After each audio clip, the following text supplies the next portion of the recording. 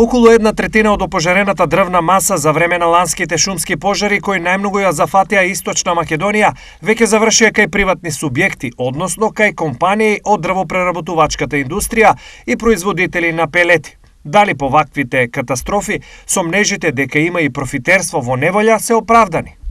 Имам слушано дека има огромни малверзации и тоа прво она што е технички дадено на еден у 4 очи, што е изработено прво и рестото се дава на оние ситните дрвопреработувачи и заинтересирани луѓе кои што учествуваат на тендери. Така да има огромни малверзации. За време на ланските шумски пожари само во регионите на Делчево, Пехчево и Берово изгоре дрвна маса со површина која според различни официјални извори варира од 380 до 395.000 кубни метри, додека шумската штета се проценува на околу 24 милиони евра.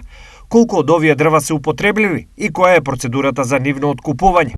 Тоа е веќе премона што го слушам, не сум видел на лице место, а веќе случајно станато за огромно дрво и дел нешто за палет. Треба прво да се распише тендер или оглас, да се јават луѓе и да на тој начин да се изберат кој има најдобра понуда, да се избере од према таа понуда.